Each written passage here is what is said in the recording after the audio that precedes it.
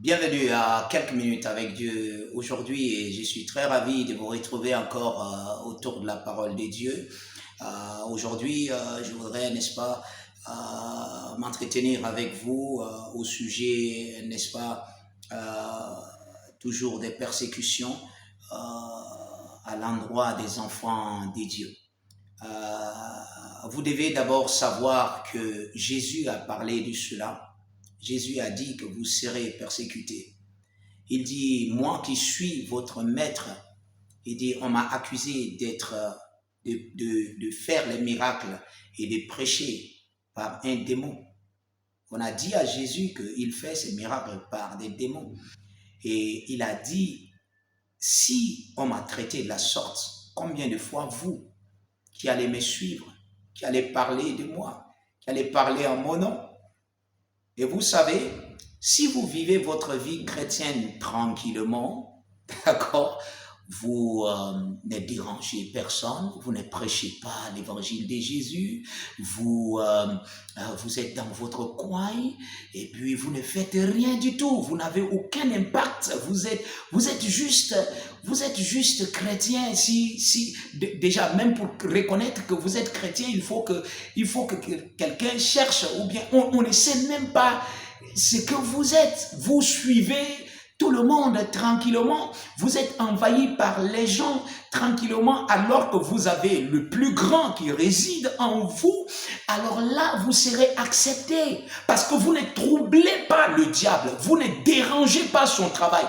Il peut, à côté de vous, dans votre même propre maison, il peut s'aimer la pagaille là-bas, s'aimer le désordre là-bas. Les gens peuvent être malades à tout temps. Le diable peut avoir n'importe qui comme il veut et jusqu'à même s'aimer la mort là-bas. Il peut amener, n'est-ce pas, il vous tient comme ça et vous êtes un chrétien faible.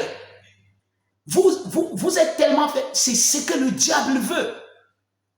Mais quand vous êtes quelqu'un de rempli du Saint-Esprit, vous comprenez le langage de l'Esprit de Dieu et que vous prêchez l'Évangile et que partout, vous ne laissez pas.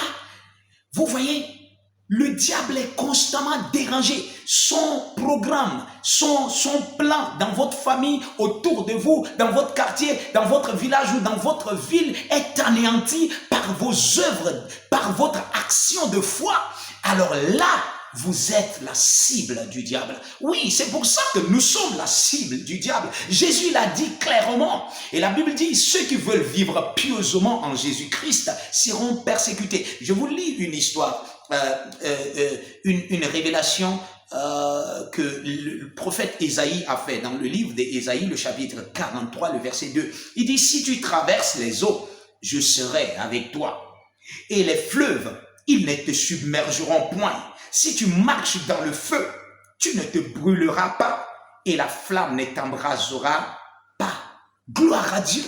Il dit, quelles que soient les adversités, je suis avec toi. Gloire à Dieu. Le Seigneur Jésus est votre assurance. Il est avec vous. Si vous savez que vous servez le Seigneur, si vous savez que vous êtes un enfant de Dieu et que vous n'avez rien fait de mal, vous n'avez pas accusé quelqu'un, vous prêchez seulement la vérité, vous croyez à la vérité, vous avez l'esprit de vérité, alors vous devez aussi vous attendre, n'est-ce pas, à cette opposition de la part du monde. Ce ne sont pas ces personnes qui vous attaquent, qui sont, n'est-ce pas, le principal, qui sont, n'est-ce pas, le mobile. Le mobile, c'est lui qui les pousse à faire ça, est spirituel. C'est pour ça que Paul a dit, notre combat n'est pas charnel.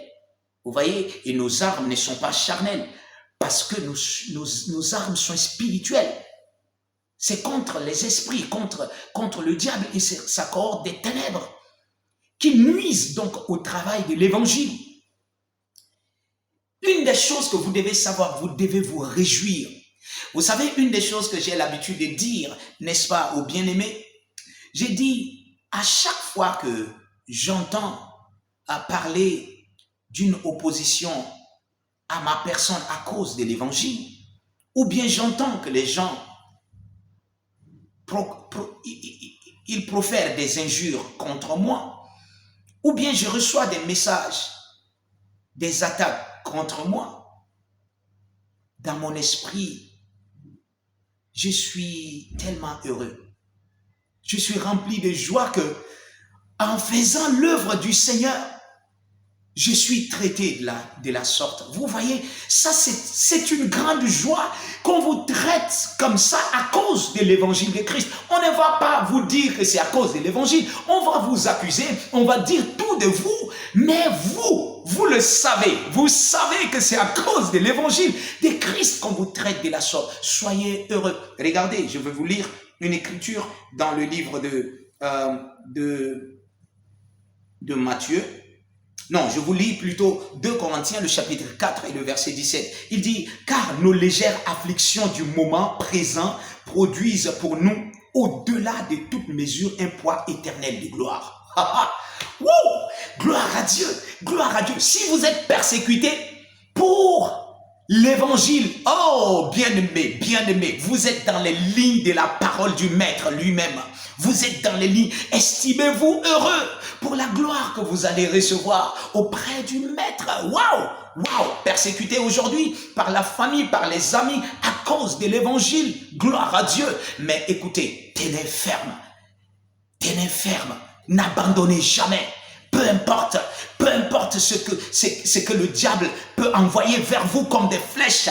Oh, alléluia, prenez toutes les armes de Dieu et résistez au diable. Il fuira loin de vous. La lumière de l'évangile continuera de briller et d'envahir le monde autour de vous si vous tenez ferme dans la foi de Jésus-Christ.